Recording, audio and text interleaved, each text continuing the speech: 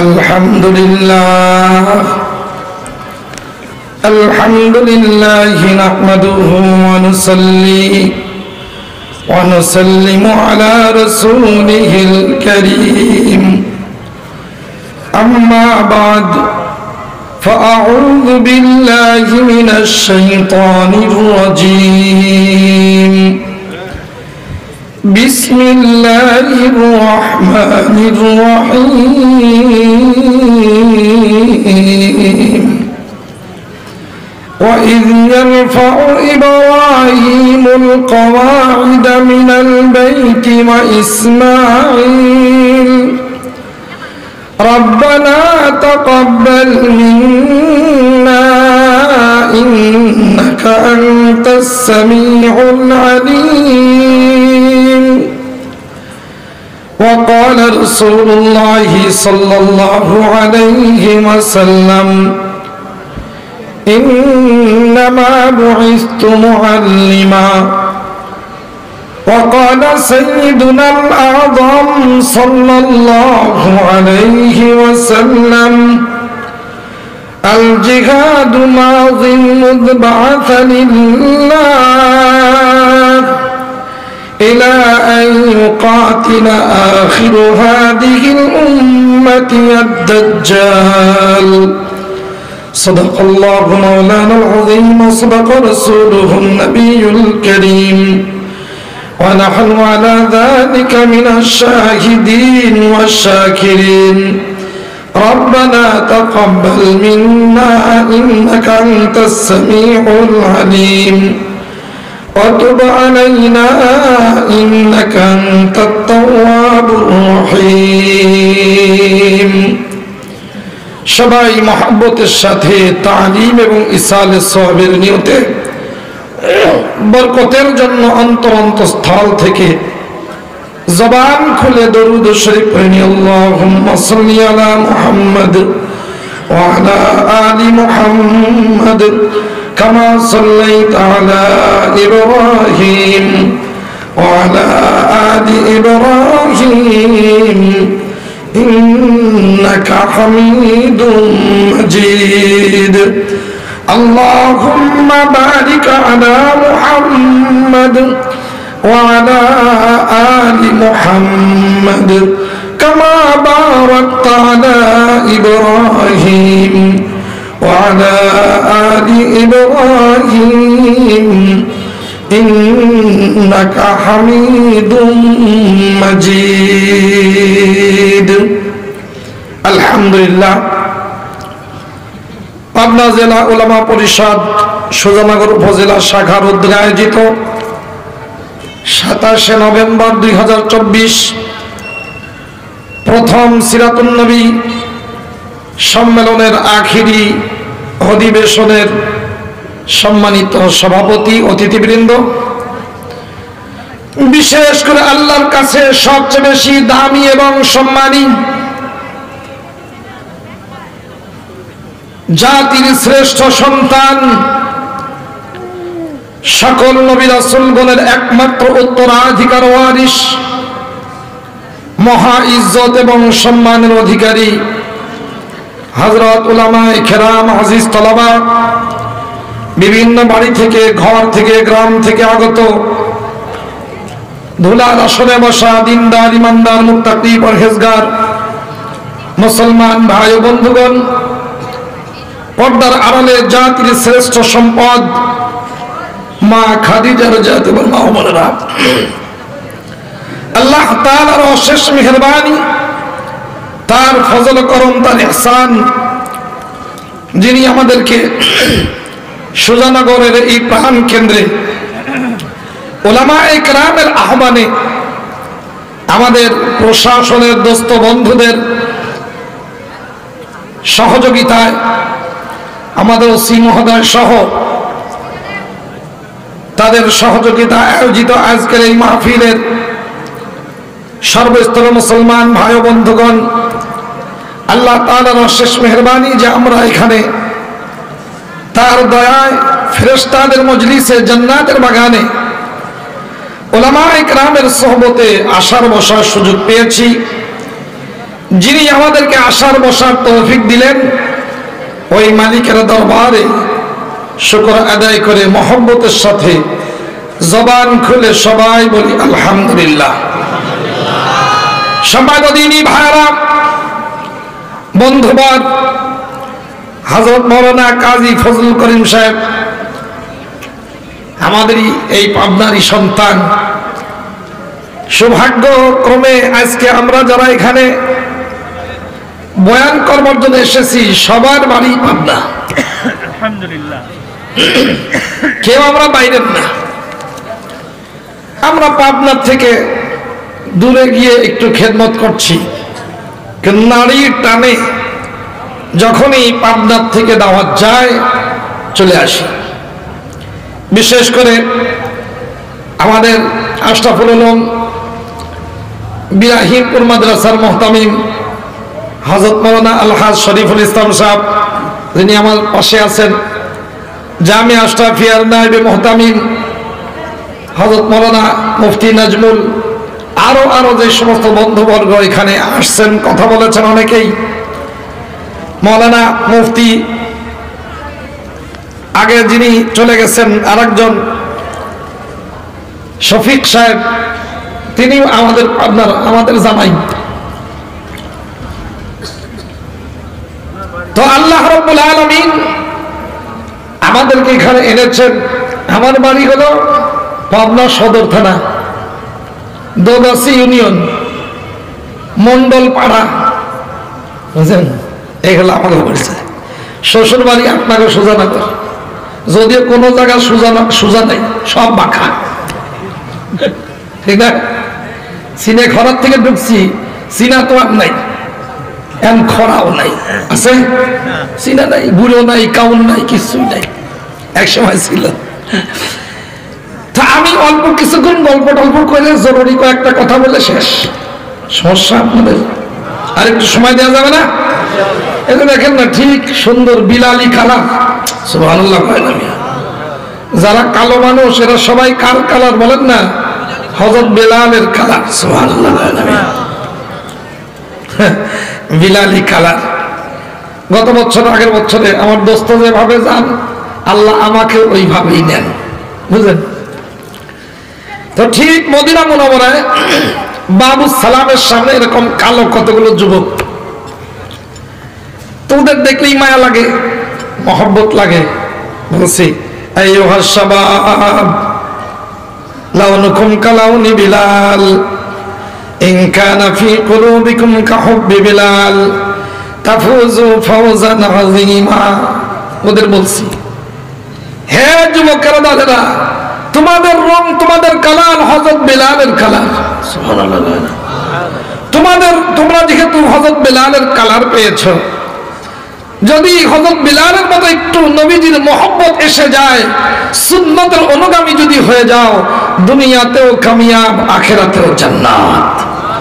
দৌড়ে সব ছুটে চলে আসছে, এসে আমার হাতে চুমু দেয়, কপালে চুমু দেয়, এই সব সেলফি তুলবেন। সেলফি তোলা যাবে না, ছবি তোলা যাবে না। তো এই জন্য বিলালদের যারা কালো, এদের আমি মহব্বত করি। কালো জগতের ভালো, কথা বলা যাবে না। এখন এরা কবে হুজুর আমরা কি ফর্সা হয়ে দোষ করেছি? হ্যাঁ, কালো বা ফর্সা কে বানান? যারা বলেন, কোন সন্দেহ আছে? এখানে কোন মানুষের কি কোন হস্তক্ষেপ করার কোন সুযোগ আছে? এই জন্য কালো বলে, কাইলি বলে গালি যদি দেয়, কতজন কত সুন্দর সুন্দর স্বামী কয়, আমার ভাগ্যে জোটেছে একটা কাইলি বলে, বাতিলের মতো কালা, সাথে সাথে কবিরা বলে লেখা হবে। কারণ যেই জিনিসের পিছনে মানুষের কোনো দখল নাই, ওইটা বলে যদি গালি দেওয়া হয়, নোয়া খেললে পাবনার পাগল, তাহলে আমল নামায় কি লেখা হবে বলেন? কবিরা গুনাহ। একটা কবিরা গুনার পাওয়ার এমন একজন জান্নাতি মানুষকে জাহান্নামে নিতে পারে, নাউজুবিল্লাহ। তো যারা ফর্সা ধলা, এরা সবাই হযরত ওমরই কালার, সুবহানাল্লাহ। ওমরের কালার, বিলালি কালার যা পেয়েছেন, হযরত বিলালের মহব্বত নিয়ে যখন সামনে যাবেন, ওমরের কালার যারা পেয়েছে, হযরত ওমরের মতো যখন সাহস নিয়ে অগ্রসর হবে, বাংলাদেশ খেলাফতের রাষ্ট্র হবে, সকল 2 নম্বরীর জামানা নিশেষ হবে। কি বলেন ঠিক না ভাই?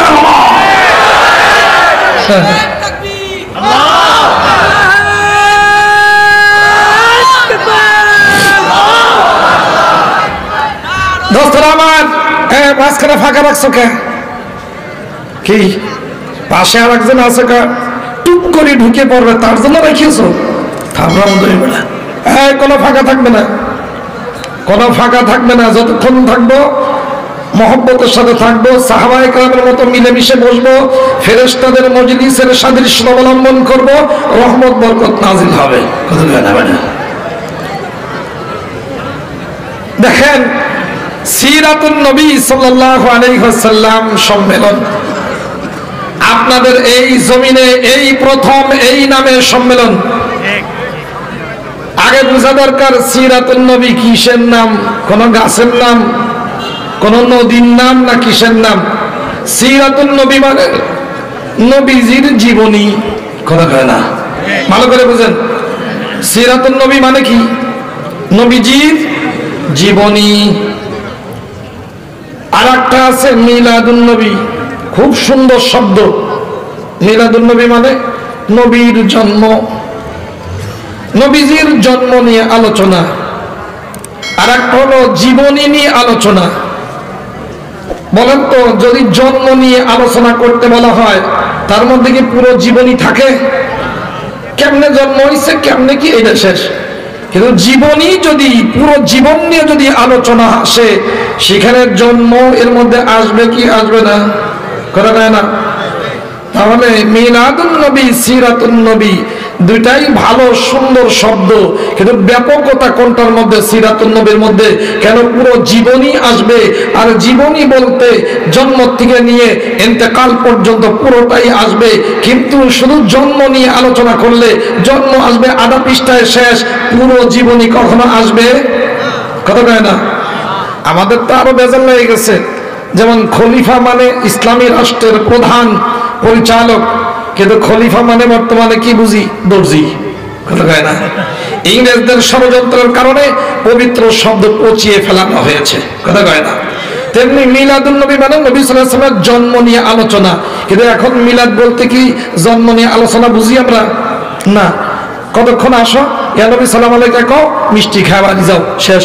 আরে এই শব্দের সাথে কোন সম্পর্ক আছে মিলাদুন নবীর? তিরমিজি সানিতে আছে, বাবু মা জাআ ফি মিলাদিন নবী সাল্লাল্লাহু আলাইহি ওয়াসাল্লাম। কি? আল্লাহর নবীর জন্ম বিষয়ে যা এসেছে। কি এনেছেন ইমাম তিরমিজি? আল্লাহর নবী ওই বছরে জন্ম নিয়েছেন যেই বছরে হস্তি বাহিনী ধ্বংস হয়েছে। শেষ, আলোচনা কিন্তু শেষ। তাহলে আল্লাহর নবী মিলাদ নিয়ে আসলে কি আর আমরা বুঝি কি? তাহলে বাস্তবের সাথে বোঝার সাথে সম্পর্ক একটু নষ্ট হয়ে গেছে। কথা কয় না বেটা? হ্যাঁ, এই জন্যই আজকে নতুন একটি শব্দ শুনতেছেন, কিন্তু এটা নতুন না, এটাই আসল। সুবহানাল্লাহ। এই জন্য আমি একটি আয়াত তেলাওয়াত করেছি, 137 নম্বর আয়াত সূরাতুল বাকারা। কি নাম বলেন? এর উপরে ভিত্তি করে আল্লাহর নবীর কিছু জীবনী আপনাদের সামনে আসা দরকার। আসবে না ইনশাআল্লাহ? থাকবেন তো?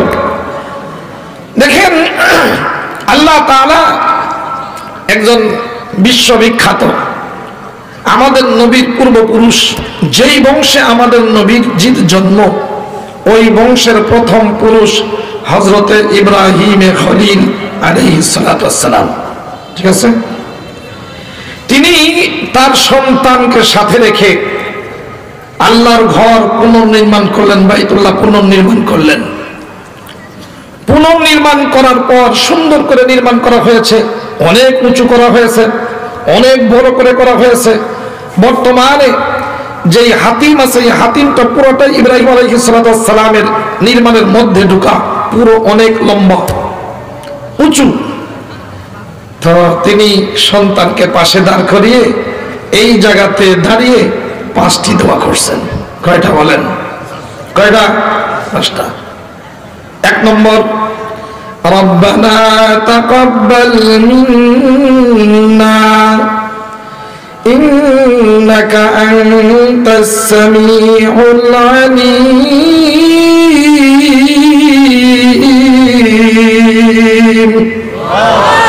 আল্লাহ, তোমার ঘর পূর্ণতায় পৌঁছানোর জন্য চেষ্টা করেছি। এত সুন্দর ঘর হয়েছে, ঘর তোমার সুন্দর হয়েছে, পৃথিবীটাও সুন্দর হওয়া দরকার, উম্মতটাও পরিপূর্ণ হওয়া দরকার। এবং এই উম্মতকে তৈরি করবার জন্য সর্বশ্রেষ্ঠ একজন রসুল দরকার, সবচেয়ে বড় সুপ্রিম লিডার, সবচেয়ে বড় রুহানি আধ্যাত্মিক ডাক্তার দরকার। এই জন্য আল্লাহ তাআলার দরবারে তিনি দাঁড়িয়ে 5টা দোয়া করছে। সুবহানাল্লাহ হয় না? কেন? ঘর সুন্দর, মানুষগুলো অসুন্দর। বলেন তো এই ঘরের কোনো দাম আছে? না। কত সুন্দর সুন্দর বিল্ডিং, কিন্তু মানুষগুলো যদি চোর হয় ওই ঘরের কোনো মূল্য নাই। কত সুন্দর থানা, ওখানে যাওয়া হয়ে গেছিল মানা। কথা হয় না? এমন কোন অন্যায় নাই যেটা আমার দোস্তরা করে নাই। এই জন্য এখন আমাদের দিকে তাকাতেই তাদের শরম লাগে, লজ্জা। সবাই কিন্তু খারাপ নয়, কিছু ভালো মানুষ এখনো আছে না নাই?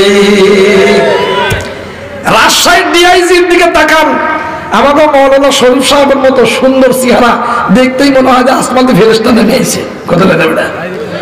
ঢাকা পুলিশ হেডকোয়ার্টারের যিনি ডিআইজি, সরাসরি আমার ছাত্র, বুঝলেন? আমার কাছে মিজান করছে, আমার কাছে অনেক সূরা মস্ক করছে। তার নাম আমাদের পাবনার, উনি সিআইডির প্রধান ছিলেন, এসপি ছিলেন, আলহাজ আবুল খায়ের সাহেব। জানেন তো 12,000 পুলিশ তার অধীনে, জিন্দেগিতে কখনো 1 টাকাও ঘুষ খায় না। সুবহানাল্লাহ। বুঝলেন? তিনি এই পদে 15 বছর এসপি, প্রমোশন দেয় না কেন? টিয়া দেয় না, যে করে দেয় না। উনি লিখে রেখেছেন হারামে আরাম নাই। হারামে কি নাই? এটা লিখছেন কেউ যেন ঘুষ দিতেও না আসে, আর আমার প্রমোশনের লোভ দেখায় আমাকে ঘুষও যেন না নিতে পারে জিন্দেগিতে। দোস্তরা আমার, তাহলে কিছু ভালো মানুষ আছে আপনাদের। আমাদের পাবনা জেলার সুজানগরের আমরা সুজা একজন অফিসার, ওসি দেখতে চাই। সব পুলিশের সদস্যবৃন্দ সত্যিকার আমার এলাকার সকল মানুষের জান মাল আবরু ইজ্জতের পাহারাদার হিসেবে দেখতে চাই। চান্দাবাজ কোন পুলিশ আমার কোন দেশে থাকতে পারবে না, ওকে পিটায় ভারতে পাঠিয়ে দিতে হবে। কি বলেন? ঠিক না ভাই?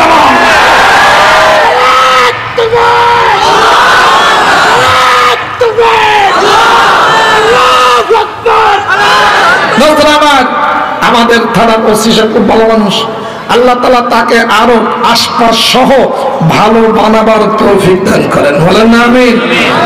উনি বিষয় দিচ্ছেন এখানে এইগুলো আলোচনা করলে ভালো।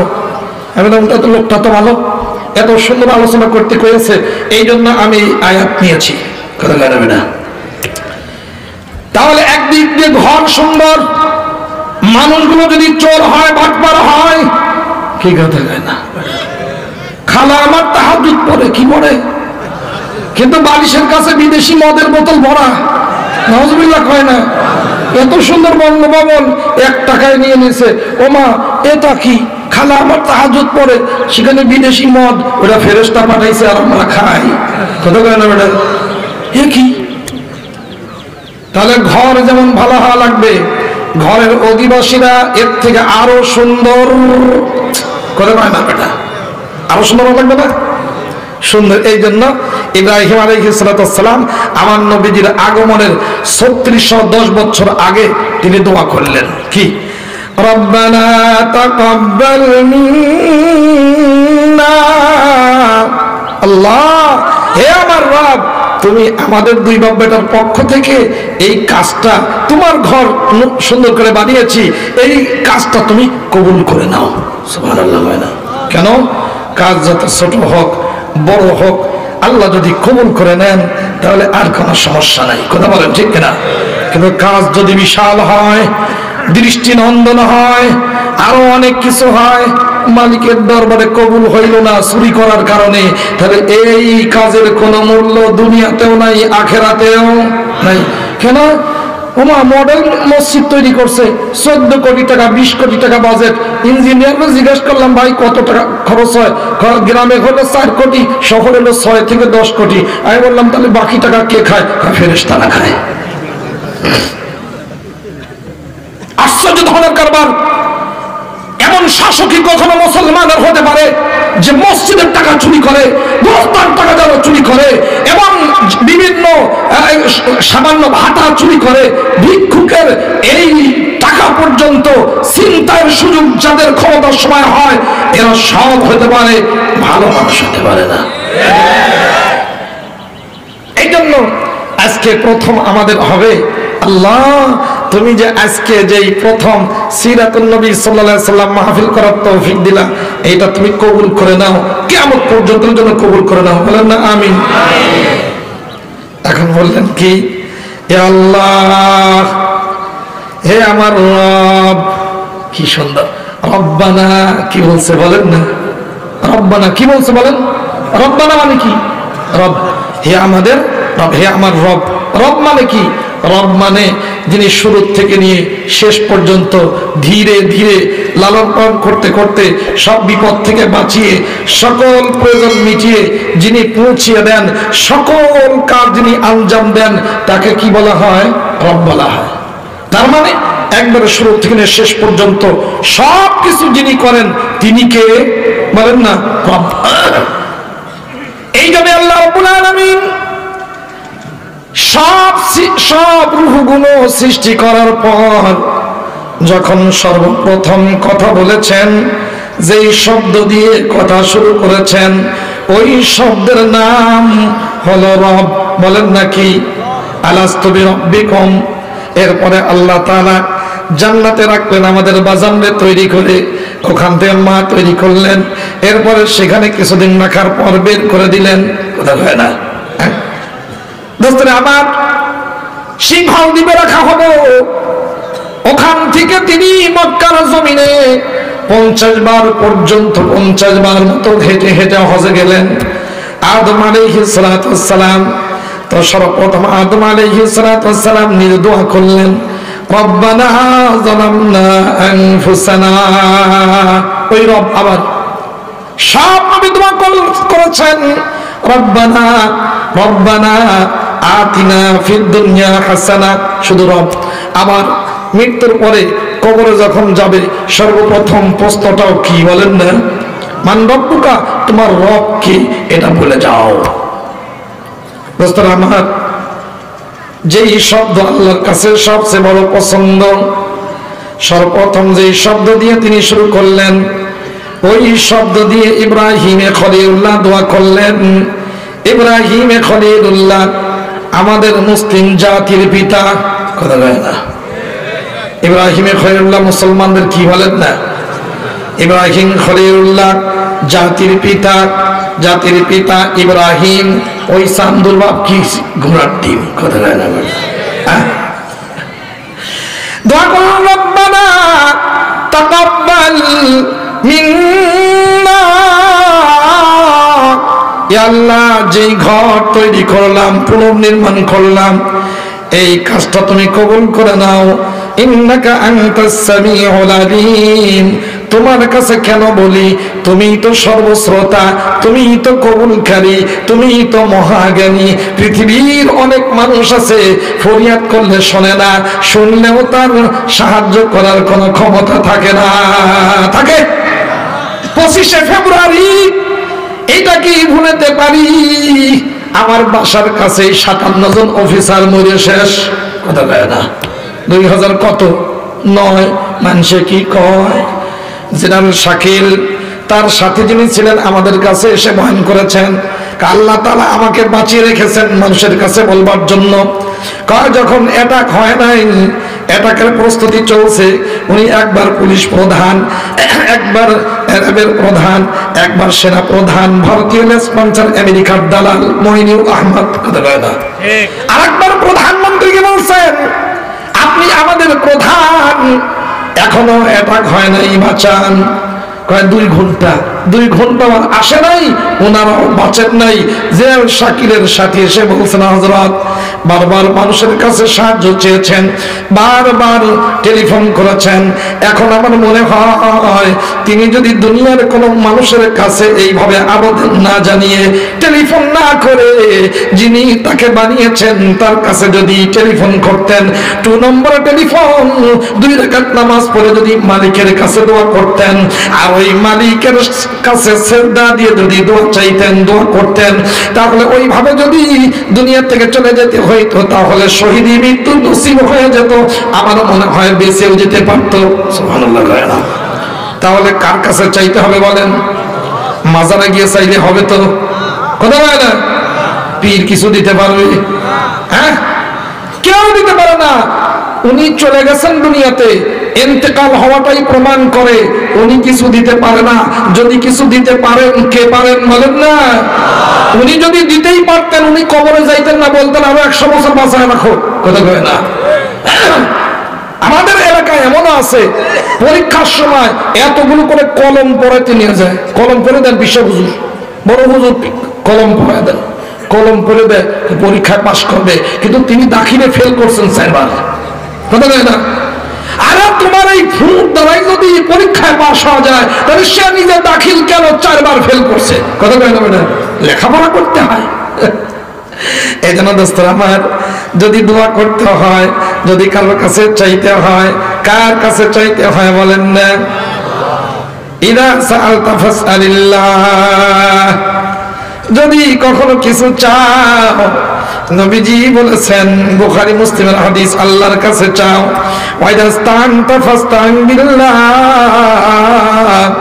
যদি সাহায্য চাও, কার কাছে চাও? আল্লাহর কাছে।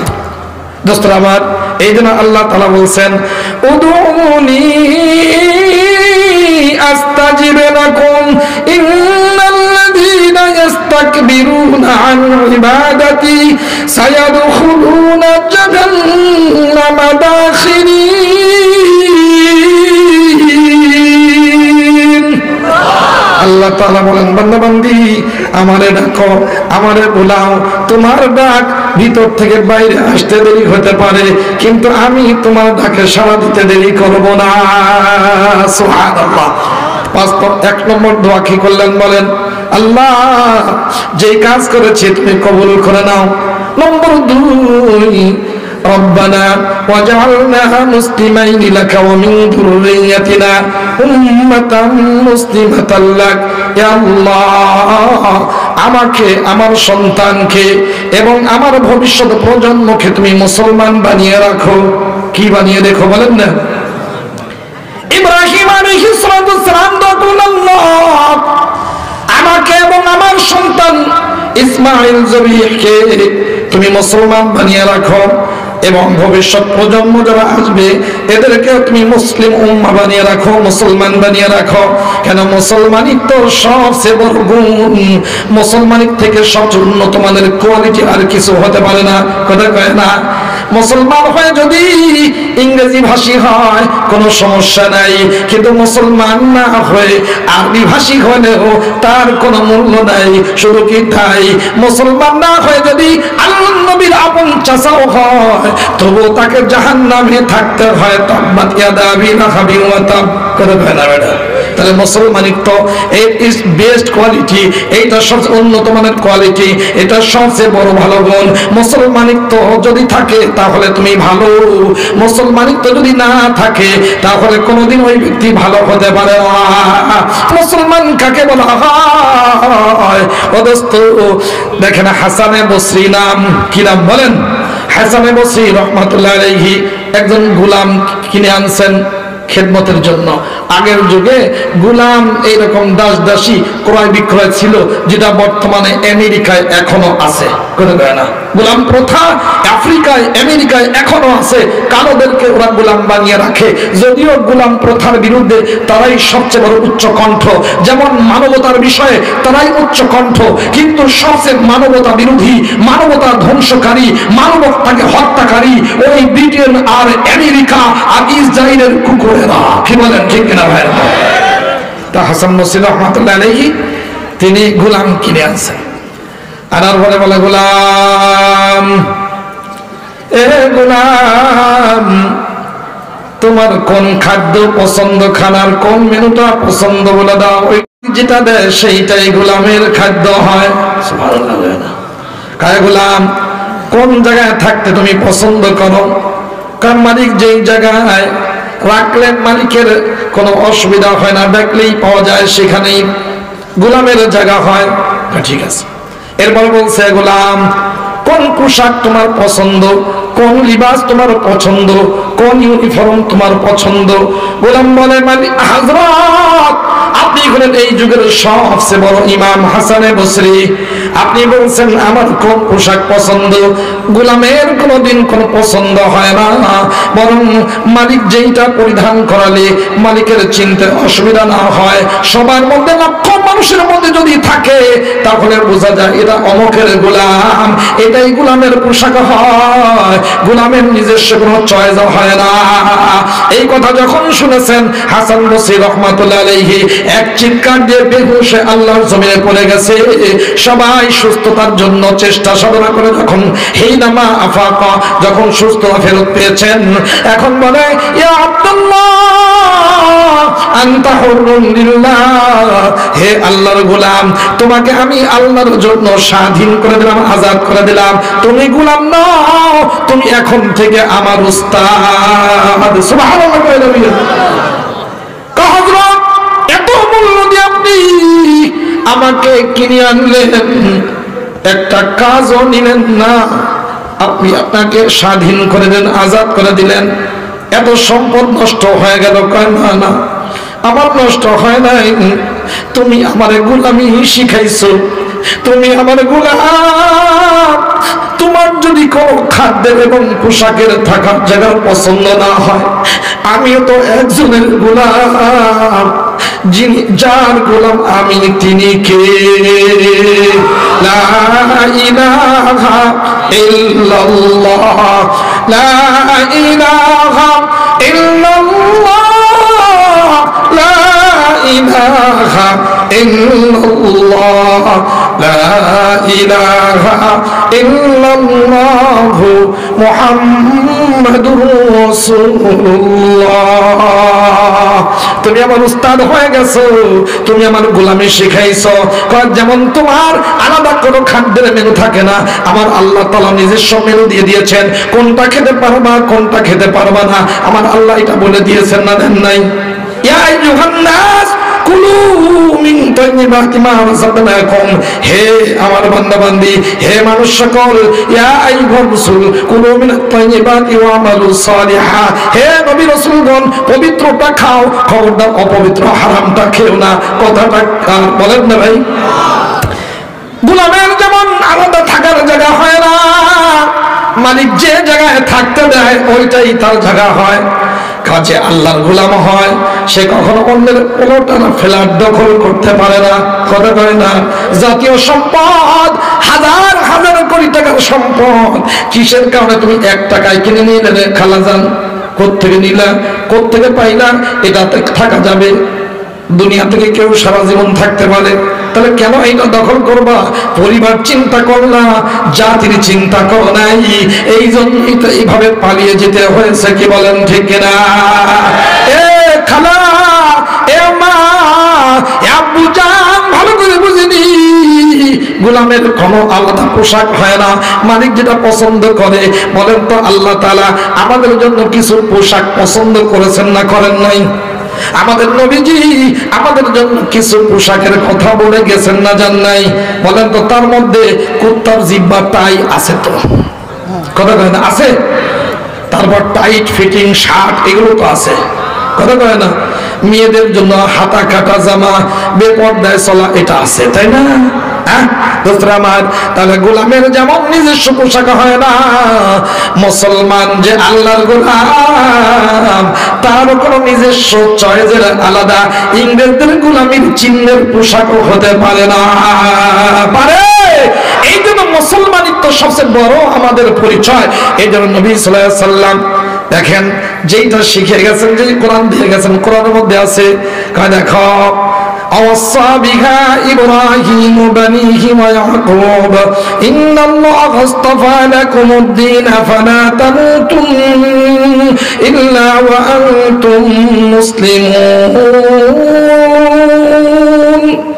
আল্লাহ তাআলা বলেন ইব্রাহিম আলাইহিস সালাম তার সন্তানদেরকে ওসিয়ত করেছেন, নির্দেশ দিয়েছেন, এ সন্তান, আল্লাহ তাআলা তোমাদের জন্য দ্বীনকে নির্বাচন করেছেন। কি নির্বাচন করেছেন বলেন না? দ্বীন, ইসলাম তোমাদের জন্য নির্বাচন করেছেন, চয়েস করেছেন। ফালা তামুতুন্না ইল্লা ওয়া আনতুম মুসলিমুন, মুসলমান অবস্থায় মৃত্যুবরণ করো। খবরদার খবরদার, মুসলমানিত্বের বাইরে জীবন যাপন করবাও না, অমুসলমানের মতো মরবাও না। কথাটা কার বলেন না? দোস্তরা আমার, আমরা তো বলি আমাদের সন্তানকে ডাক্তার বানাতে চাই, engineer, doctor, barrister, master, driver হয়ে গেছে এখন বাটপার। কথা বলেন না দোস্তরা আমার? অবশ্যই এগুলো দরকার আছে, কিন্তু এইগুলো বানানোর আগে মানুষ হওয়া দরকার। কি বলেন, ঠিক কিনা? ডাক্তার যদি সত্যি মানুষ হয় তাহলে এই ডাক্তারের হাতে কোনো রোগী হেনস্থার শিকার হবে না, কিডনি বিক্রি হবে না, এবং তাকে মৃত্যুর পরেও আইসিইউতে রেখে কখনো বিল নিবে না। এগুলো নেয় কি নেয় না বলেন? কথা কয় না? 3 দিন আগে আমার ভাগ্নি জামাই ইন্তেকাল করেছে, বড় ইঞ্জিনিয়ার, 3 দিন আগে ইন্তেকাল করেছে, কিন্তু দেয় নাই। এখনো 2-3% আছে, বেঁচে যেতে পারে। 2-3% থাকলে সেটা বাঁচা কয়। 3 দিন রাখছে, 1 লাখ টাকা বিল, 80,000 টাকা দাও, না হলে লাশই দেওয়া হবে না। বলেন তো এটা কত বড় টাকা? কত না? ইঞ্জিনিয়ার যদি মানুষ না হয়, মুসলমান যদি না হয়, তাহলে ইঞ্জিনিয়ার তখন রডের পরিবর্তে বাঁশ দেয়। এটা তো আমাদের বাংলাদেশে নাই। তাই যদি হয় তাহলে একটা ব্রিজ তৈরি করতে গিয়ে 8 গুণ কেমনে হয়? যেই টাকা দিয়ে হয় তার থেকে আরো 8টা ব্রিজ এরকম পদ্মা ব্রিজ তৈরি হয়। একটা টাকা দিয়ে 8টা ব্রিজ যদি হয়, 7টা টাকা আসমানের ফেরেশতারা খাইছে নাকি? কথা বলেন না বেটা? দোস্তরা আমার, এই জন্যই ব্যারিস্টার, উকিল যদি হয়, এটা হওয়ার আগে মুসলমান হওয়া লাগবে। কথা বলেন ঠিক কিনা? যদি উকিল আর ব্যারিস্টার এরা মুসলমান না হয়, মানুষ যদি না হয়, তাহলে সবচেয়ে বড় সন্ত্রাসী যারা ডাকাত, জাতির সম্পদ চুরি করে বাইরে পাচার করেছে, তার পক্ষেও বেশি টাকা পেয়ে উকালতি করবে, এর কোনো শরম আর লজ্জা হবে না। কথা বলেন ঠিক কিনা?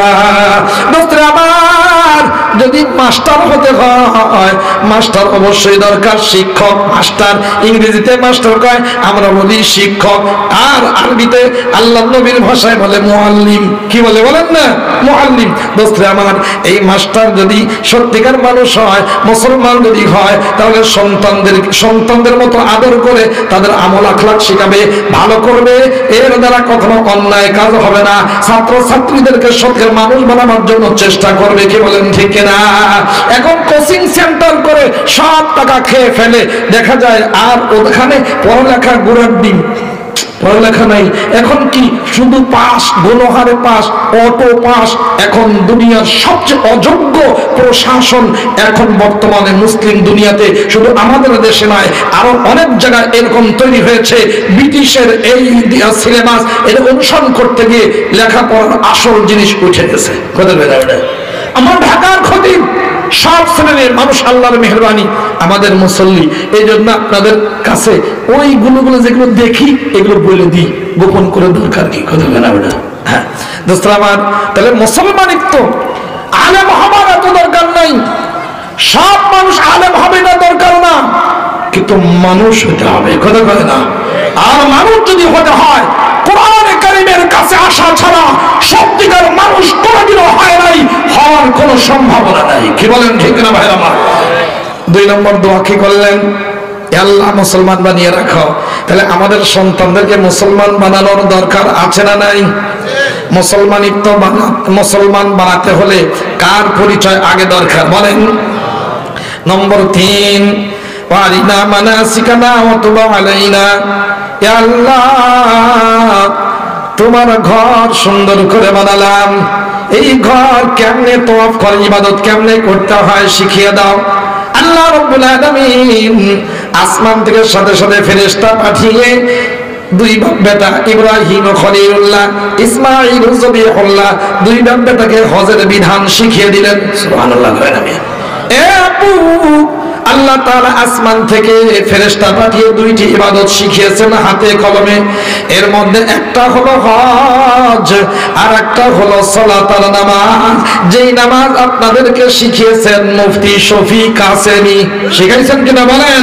হ্যাঁ, আমরা যেভাবে পড়ি এটা যে সহিহ হাদিসে আছে, সহিহ সুন্নতে আছে, আল্লাহর নবীর আখিরি আমল, খলিফাদের সর্বশেষ আমল, লাস্ট এডিশন, ফাইনাল ডিসিশন, এর ব্যাপারে আমাদের কোনো সন্দেহ কথা কয় না বেটা। আর হজরটা নম্বর 4, অতবা আলাইনা, এ মালিক তুমি ক্ষমা করে দিয়ে আমার প্রতি দয়া করো। নবীদের কোনো গুনাহ নাই, বলেন নবীদের কোনো গুনাহ আছে? নবীদের কোন ধরনের গুনাহ নাই, ছোট গুনাহও না, বড় গুনাহও না। এমনকি এমন ভুল পর্যন্ত নবীদের জিন্দেগিতে সংঘটিত হয় না যেই ভুলের অনুসরণ করলে উম্মতের কষ্ট হয়। সুবহানাল্লাহ হয় না? আমার তাহলে যেহেতু উলামায়ে কেরামের মজলিস, এই জন্য ওয়াজাহাত স্পষ্ট করানোর জন্য বলে দিই, জেনে রাখবেন সত্যিকার আকীদা, বিশ্বাস, ঈমান এটা সহিহ হওয়া দরকার। এটা আলেমদের কাছে গিয়ে শিখতে হবে। 1 নম্বর, নবীরা সবাই নিষ্পাপ, মাসুম। নবীদের সম্পর্কে কোনো ভুল মানে ধরা যাবে না, সমালোচনা করা যাবে না, নবীগণের সাথে কোনো বিয়াদবি করা যাবে না। নবীদের যদি ভুল ধরে, নবীদের সাথে যদি বিয়াদবি করে, সব থাকবে কিন্তু সে সত্যিকার মুসলমান হতে পারবে না।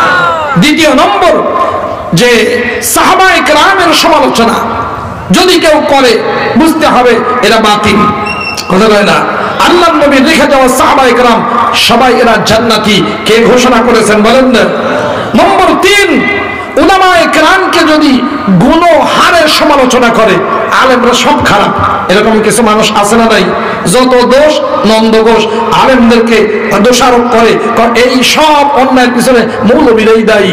ও ভাই, সবাই যে গুণহারে ব্যক্তিগতভাবে কোনো আলেম দোষ করতে পারে, গুণহারে সব আলেমকে যদি কেউ এইভাবে ঢালাও ভাবে একবারে গুণহারে যদি দোষারোপ করে, বুঝতে হবে সে বাতিল পন্থী। কথা কয় না বেটা? নম্বর 4, যে মাযহাবের ইমাম, 4 মাযহাবের ইমাম এবং হাদিসের ইমাম, ইমাম বুখারী, ইমাম মুসলিম, ইমাম তিরমিজি, ইমাম আহমদ বিন হাম্বল, আরো যে সমস্ত ইমাম আছেন, হাদিসের ইমাম এবং মাযহাবের ইমাম, তরিকতের বড় বড় ইমাম, এদের সম্পর্কেও জবান খুলে সমালোচনা করা যাবে না। যদি দেখেন যে ইমামদের ভুল ধরে এবং মুহাদ্দিসরা সত্যিকার আহলে হাদিস, সত্যিকার হাদিস বিশারদ, হাদিসের পণ্ডিত, এদের সম্পর্কে জবান খুলে উল্টাপাল্টা কথা বলে, বুঝতে হবে এ বাতিল পন্থী, এ হক পন্থী নয়। কথা বলে যাবে না ডক্টর আমার। এই জন্য ঈমান আকীদা সহিহ রাখা লাগবে। সর্বশেষ যেই আল্লাহর নবী সম্পর্কে, নবীদের সম্পর্কে যেই আকীদা, নবীগণের দ্বারা এমন কোন ভুল পর্যন্ত হয় না যেই ভুলের দ্বারা উম্মতের কি হয়? কষ্ট হয়। উদাহরণে সুজানগর বাসী ভালো করে শুনেন। আমাদের নবীজি বুখারী শরীফে আছে, নবীজি 4 রাকাত নামাজ শুরু করছেন, 2 রাকাত পরে সালাম ফিরাই দিয়েছেন। কয় রাকাত নামাজ বলেন না? 4 রাকাত নামাজ। কয় রাকাত পরে সালাম ফিরাইছেন? এক সাহাবী গিয়ে বলেন, কুসরাতুস সালাত আমনা সাইয়্যিদা ইয়া রাসূলুল্লাহ, নামাজ কি কম করা হয়েছে নাকি আপনি ভুলে গেছেন? নবীজি বলেন, কমও করা হয় নাই, ভুলেও যাই নাই। কারণ নবীজি যতদিন থাকবেন সংশোধনী হতে থাকবে, কম বেশি হতে থাকবে। ইন্তেকাল যখন হয়ে যাবে তখন এটা কমপ্লিট কোড অফ লাইফ। কথা কয় না? এটা লাস্ট এডিশন, ফাইনাল ডিসিশন। পরিবর্তনের কোনো সুযোগ আর নাই। এখন কয় হুজুর তার তো 2 রাকাত পড়ছেন, সাল্লাম তাআলা রাকাতাইন, 2 রাকাতে সালাম ফিরাইছেন। কয় কি রে জুলিয়া দেন এই লম্বা তলা কয় কি? হুজুর ঠিকই বলিয়েছে। আল্লাহর নবী আরো 2 রাকাত পড়ে দিয়েছেন। এরপরে ভুলের 2টা সিজদা দিয়েছেন। আচ্ছা, ওয়াজিব যদি ছুটে যায়, ওয়াজিব যদি আগে পরে হয়ে যায়, তখন কি যেন করা লাগে ভাই বলেন তো? কি করা লাগে? 2টা অতিরিক্ত ভুলের সিজদা দিতে হয়। সুজানগর ওয়ালাদের মনে হয় এরকম ভুল কোনোদিন হয় না। হ্যাঁ, না না, আপনারা কত ভালো মানুষ, যেহেতু সুজা নগর আপনারা বাঁকা হবেন কেন? যে দেশে আমাদের মৌলানা শরীফের মতো এত বড় আলেম আছে, যে দেশে আব্দুল আউয়াল মোল্লার মতো এত বড় বিশাল পদের অধিকারী কিন্তু আল্লাহ ওয়ালা ছিলেন, যিনি জিন্দেগিতে 1 টাকা ঘুষ খায় না, এত বড় বড় বুজুর্গরা থাকতে, আব্দুল রহিম ভাইয়ের মতো, মৌলানা মামুনের মতো এরকম আলেম থাকতে আপনারা কি ভুল করেন? করেন। আচ্ছা, ওয়াজিব যদি ছুটে যায়, এদিক ওদিক যদি হয়ে যায়, তখন সাজদায়ে সাহবী ভুলের কয়টা সিজদা করা লাগে বলেন? আচ্ছা বলেন, এই যে 2টা সিজদা করা হলো ভুল হওয়ার কারণে, এই যে ভুল হইল, এই 2টা সিজদা দেওয়ার কারণে কি কোনো গুনাহ হয়? কথা বলে না, কোনো গুনাহ লেখা হয়? কোনো গুনাহ হয় না, কোনো আলেম বলবে না। আচ্ছা, আল্লাহ নবী যে এই যে ভুল হয়ে গেল, ইচ্ছায় না অনিচ্ছায়? কথা বলে না, ইচ্ছায় না অনিচ্ছায়? আপনারাও যে এই ভুল করলেন, এটা কি ইচ্ছায় না অনিচ্ছায়? ভুলে না ইচ্ছায়? কথা বলে না, অনিচ্ছায় ভুলে করেছেন। তারপর আল্লাহ নবীর অনিচ্ছায় ভুলের অনুসরণ আপনি করলেন, ভুলে গিয়ে অনিচ্ছায়, তারপরেও আপনার আমলনামায় কোনো গুনাহ লেখা হয় নাই, বরং 2টি সিজদা অতিরিক্ত দিয়েছেন। 2টা সিজদার মধ্যে 6 বার আপনি সুবহান রাব্বিল আলা করেছেন। নবীজি বলেছেন, আল্লাহ তাআলা বলেন, যখন কোনো বান্দা বান্দি সিজদা দেয়, এই সিজদাটা আল্লাহ তাআলার কুদরতি কদমে পড়ে যায়। সুবহানাল্লাহি ওয়া বিহামদিহি। তার মানে হলো এই 2টা সিজদার দাম কত? নবীজি বলেছেন, কিয়ামতের আগে সিজদার দাম এমন হবে, একটা সিজদার দাম দুনিয়া এবং দুনিয়ার মাঝখানে যত সম্পদ হবে, এই সব কিছু থেকে একটা সিজদার মূল্য আল্লাহর দরবারে বেশি। সুবহানাল্লাহ। দোস্তরা আমার, নবীজির অনিচ্ছায় ভুল হয়ে গেল, উম্মত অনিচ্ছায় ভুলে ওইটার অনুসরণ করলো, কিন্তু উম্মতের আমল নামে একটা গুনাহ লেখা হয় না, বরং সওয়াব লেখা হয়। দোস্তরা আমার, এমন নবী, এমন ইমাম, এমন রাসূল, এমন খলিফা, এমন লিডার, এমন সাইয়্যিদ, এমন নেতা পৃথিবীতে কোন জাতির কাছে কখনো আসে নাই। আছে দোস্তরা আমার, যেই নবীজির অনিচ্ছার ভুল যদি অনিচ্ছা কেউ ভুলে অনুসরণ করে, তাহলে উম্মতের আমলনামায় গুনাহ লেখা হয় না, বরং সওয়াব লেখা হয়। বলেন দেখি, ওই নবীকে বাদ দিয়ে ডাইনে বামে এমন নেতা, যাদের ব্যক্তিগতভাবে যার চরিত্র ঠিক নাই, ইলমে ওহী যার কাছে নাই, মানব রচিত আইনের দিকে ডাকে, মানব রচিত আইন প্রতিষ্ঠানের কথা বলে, ওই প্রধান ইমাম বাদ দিয়ে এমন মানুষকে যদি ইমাম মানা হয়, লিডার মানা হয়, তার মানে দুধ রেখে যেই ব্যক্তি দুধ পান করতে যায়, যেই ব্যক্তি মধুর শরবত রেখে ওই ড্রেনের পচা পানি পান করতে যায়, ওই ব্যক্তিকে সব বলা যায়, কখনো সত্যিকার বিবেকবান মানুষ বলা যায় না। যায় এদের আমাদের ইমাম, আমার তো নেতা তোমার নেতা, আমার সাইয়্যিদ তোমার সাইয়্যিদ, আমার লিডার তোমার লিডার, আমার ইমাম তোমার ইমাম, আমার রাসূল তোমার রাসূল, আমার নবী তোমার নবী মুহাম্মদুর রাসূলুল্লাহ সাল্লাল্লাহু আলাইহি ওয়াসাল্লাম। তিনি যেটা বলেছেন, যাদেরকে নিয়োগ দিয়ে দিয়েছেন, তারাই হবে মসজিদের ইমাম, তারাই হবে ঈদগাহের ইমাম, তারাই হবে প্রশাসনের ইমাম, তারাই হবে অর্থনীতির ইমাম, তারাই হবে ব্যবসার ক্ষেত্রে ইমাম, তারাই হবে বিচারপতির ওই ক্ষেত্রে ইমাম, সালিশের ইমাম। যে এখানে ইমাম মানলাম যাদেরকে, বাইরে যদি তাদেরকে ইমাম মানা না হয়, তারা রাতের গভীরে এইভাবেই সেফটি ট্যাঙ্কে পালিয়ে থাকতে হয়। সত্যিকার শান্তি কখনো আমার ভাগ্যে জুটবে না। কি বলেন ঠিক না ভাই আমার? দোস্ত, এই জন্য সব জায়গায় ইমাম মানতে হবে হযরত উলামায়ে কেরামকে, যেই উলামায়ে কেরাম নবী সাল্লাল্লাহু আলাইহি ওয়াসাল্লামের সত্যিকার উত্তরাধিকার ওয়ারিস। দোস্ত আমার, সর্বশেষ দোয়া কি? ربنا وبعث فيهم رسولا منهم يتلو عليهم آياتك ويعلمهم الكتاب والحكمة ويزكيهم إنك أنت العزيز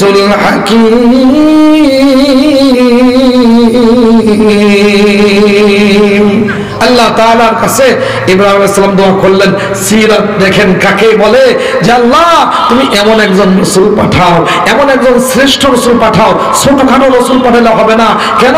এই উম্মত সকল উম্মতের উত্তরাধিকার। অন্যান্য উম্মত একটা অন্যায় করে ডাইরেক্ট অ্যাকশনের শিকার হয়ে ধ্বংসপ্রাপ্ত জাতি হয়ে গেছে, কিন্তু উম্মতে মুহাম্মাদি এরা সব উম্মতের যত করা গুনাহ, এই গুনাহগুলো এরা করবে।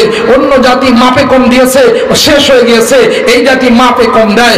এক জাতি সমকামিতায় লিপ্ত ছিল, তাদেরকে ধ্বংস করা হয়েছে, এই জাতি সমকামিতাও করবে এবং এই যে জেন্ডার বেন্ডার ইত্যাদি সমকামিতা এগুলো চালু করবে।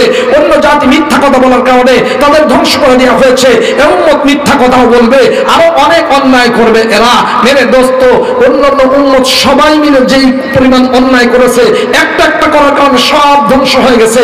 এই উম্মত একাই সব গুনাহ করে, তাহলে এই উম্মতের এই গুনার ট্রিটমেন্টের জন্য, চিকিৎসার জন্য, ভিতরটা পরিষ্কার করবার জন্য ছোটখাটো ডাক্তার হলে চলবে না।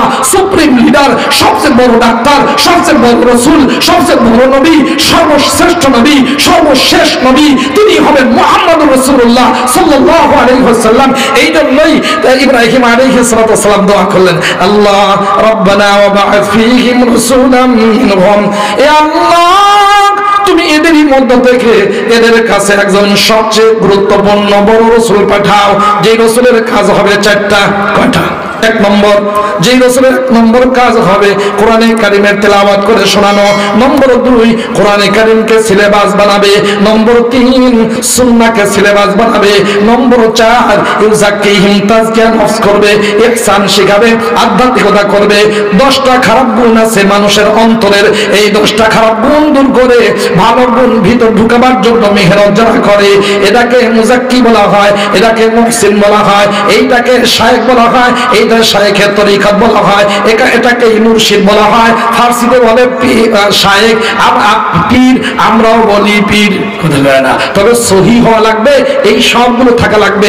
ওই পীরের মধ্যে সহি কোরআন তেলাওয়াত থাকা লাগবে। কোথায় না, এটা দেখা লাগবে। নম্বর 2, কোরআনে কারিমকে পুরো সিলেবাস বানাতে হবে, সুন্নাহ পুরোপুরি অনুসরণ করতে হবে এবং আধ্যাত্মিকতা, এই কাজ করা লাগবে। কয়টা কাজ বলেন দোস্তরা আমার? এই উম্মত, এই পৃথিবীর সব জাতি যদি ভালো হতে চায়, সত্যিকার কল্যাণ পেতে চায়, উন্নতি লাভ করতে চায়, অগ্রগতি সমৃদ্ধি যদি লাভ করতে চায়, সত্যিকার স্বাধীনতা যদি নিশ্চিত করতে চায়, এই 4টা জিনিসকে মানা ছাড়া কোনদিনও এই জাতি সঠিক পথ পেতে অতীতেও পারে নাই, এখনো পারছে না, ভবিষ্যতে এরা পাবে না। কয়টা? 1 নম্বর, কোরআনে কারিমের সহি তেলাওয়াত লাগবে। কি লাগবে বলেন?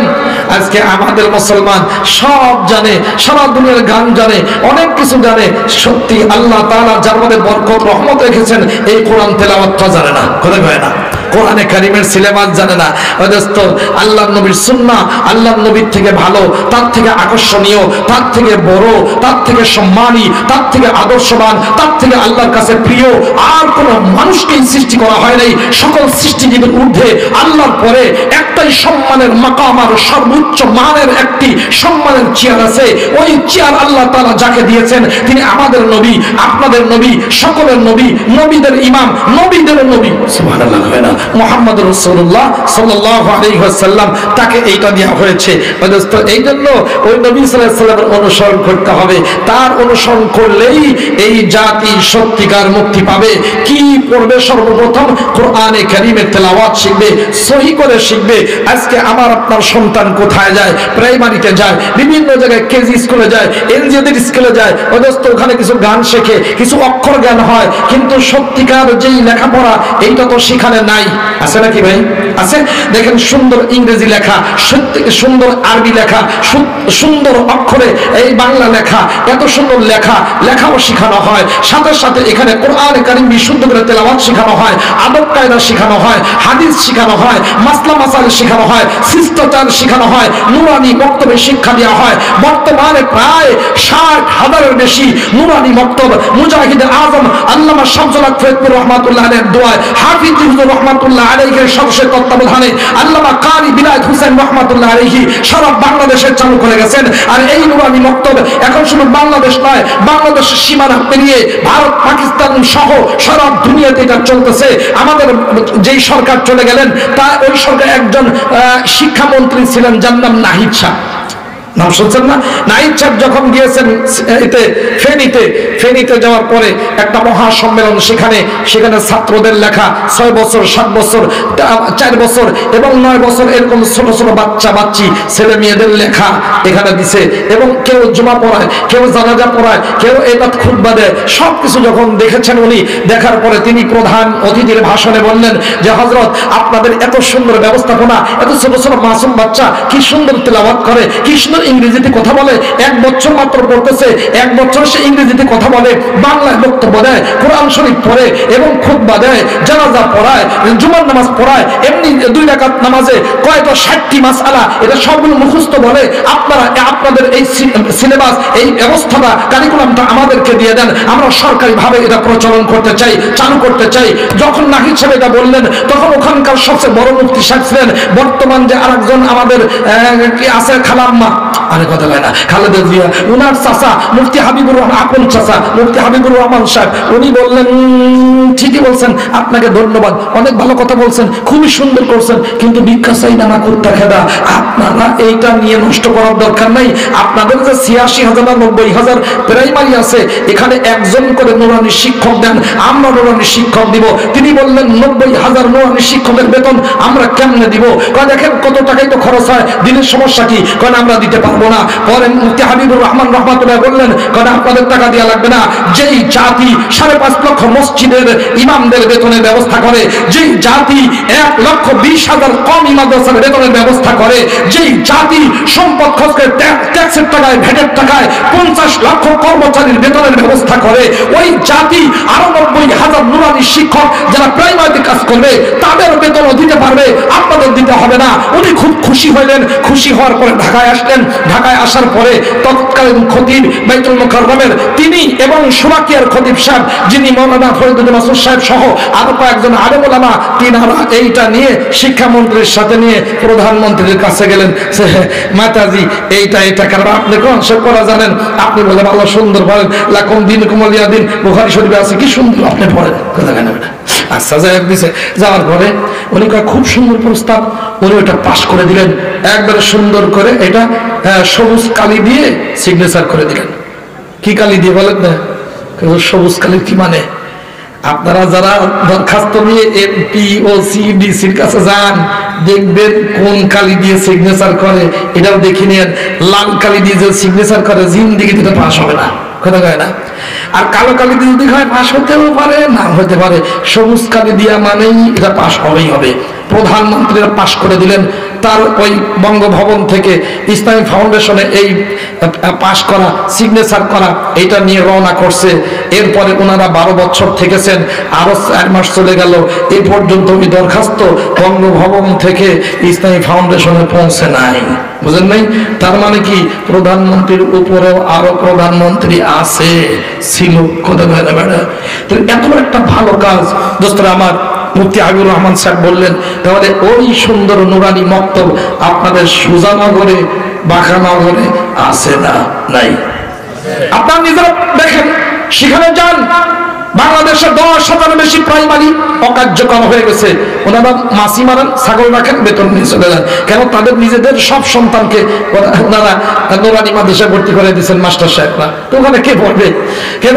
এই জন্য ভাই, যতদিন পর্যন্ত সত্যিকার ইসলামী সিলেবাস সব জায়গায় বাধ্যতামূলক না করা হবে, মুসলিম দেশে কুদরতি খোদা শিক্ষা কমিশনের নামে এবং নাস্তিকদের করা এবং বিজাতীয় ভাইদের দ্বারা এই 2 নম্বরের সিলেবাস যতক্ষণ পর্যন্ত থাকবে, সত্যিকার ইসলামী সিলেবাস এটা প্রণীত হয়ে বাধ্যতামূলক না হবে, মুসলমানের কোন সন্তান কোরআন শরীফ পড়া ছাড়া, বিসমিল্লাহ সবক ছাড়া, আলিফ তাসা পড়া ছাড়া, আলোকিত মানুষ বানানো ছাড়া অন্য জায়গায় দিতে পারে?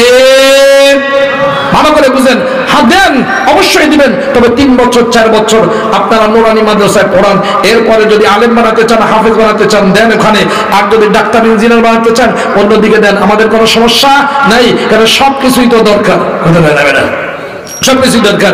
এই জন্য নবী সাল্লাল্লাহু আলাইহি ওয়াসাল্লাম চারটা জিনিস নিয়ে এসেছেন। এই চারটা জিনিস বাস্তবায়ন হলে মানুষ আত্মিকভাবে উন্নত হয়, কথা কয় না। একটা হলো বাহ্যিক জাহিরি দিক, একটা হলো বাতিনি দিক। একটা হলো জাহিরি বাহ্যিক অঙ্গ প্রত্যঙ্গ, একটা ভিতর। বলেন তো কোনটা আসল আর কোনটা নকল, কে কার অনুগামী? তার মানে অন্তর যদি ঠিক হয়, ভিতর যদি ঠিক হয়, বাইরে ঠিক হবে, কথা কয় না।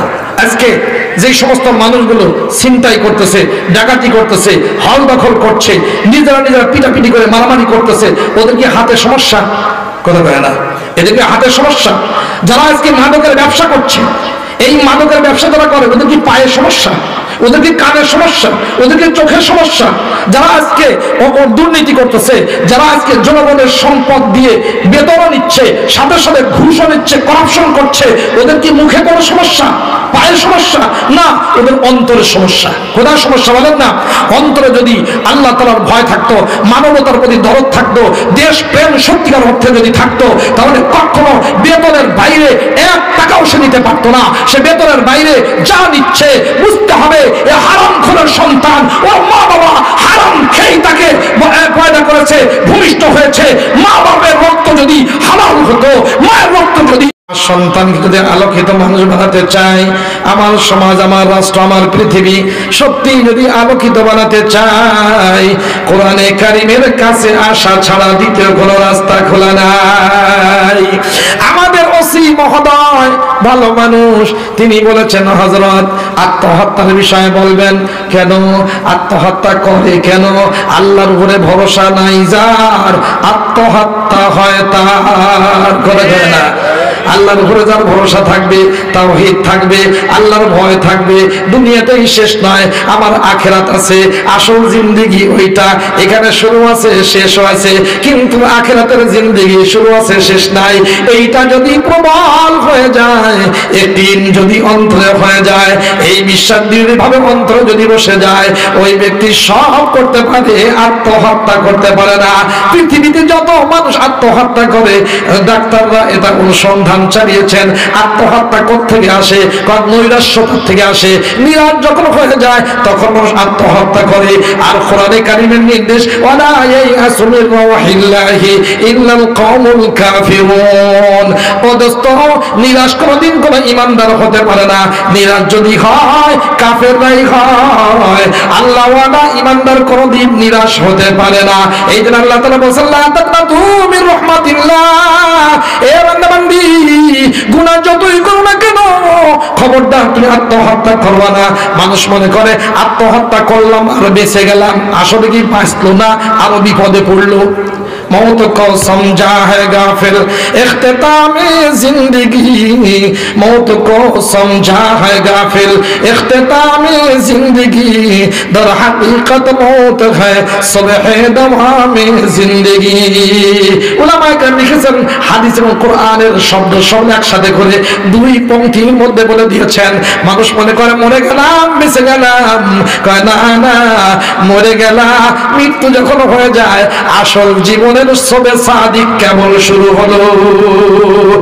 আমার এই জন্য যারা ইমানদার হবে, কোরআন শিক্ষায় যারা শিক্ষিত হবে, এদের মধ্যে কখনো আত্মহত্যা প্রবণতা থাকে না। যত আত্মহত্যা নৈরাশ্যতার থেকে আসে, বেঈমানির থেকে আসে।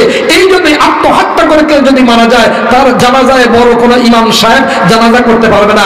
দড়ি একটা 1.5 ব্যাটারি একটা কানার ল্যাংরা মৌলবী নিয়ে এসে জানাজা পড়ায় দাও, 3 জন থাকো, বেশি মানুষ আইসো না, তাহলে মানুষ বুঝবে যে এটা কত বড় অন্যায়। এই অন্যায় যদি কেউ করে, তাহলে ভালো মানুষের জানাজা পর্যন্ত পাওয়া যায় না। কথা বলেন ঠিক কিনা ভাই আমার? দোস্ত আমার, আত্মহত্যা যদি বন্ধ করতে চাই, কোরআনী শিক্ষার বিস্তার ছাড়া, কোরআনী সিলেবাসের বিস্তার ছাড়া, আল্লাহ তাআলার উপর ঈমান আনা ছাড়া এটা কখনো আসতে পারে না।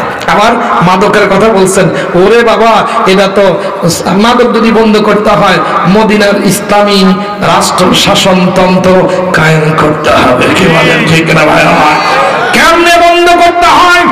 1 নম্বর, মাদক সম্পর্কে তাদের অন্তরে ঘৃণা যখন সৃষ্টি করে দেওয়া হয়েছে, আর চূড়ান্ত মুহূর্তে যখন মাদকের নিষেধাজ্ঞা সম্পর্কে আয়াত নাযিল হয়েছে, তখন মাদকের কোনো এক বোতলও থাকে নাই, সব মটকা ভাঙ্গে এমন ভাবে ছড়িয়ে দিয়েছে আমার মদের নহর, মদ তখন গড়িয়ে পড়তেছে, কারুর কাছে এক চুল পরিমাণ মদ থাকে নাই। শুধু কি তাই, মদ যেই গ্লাসে পান করতো ওই গ্লাস পর্যন্ত সাহাবায়ে কেরাম ভেঙে ফেলেছেন।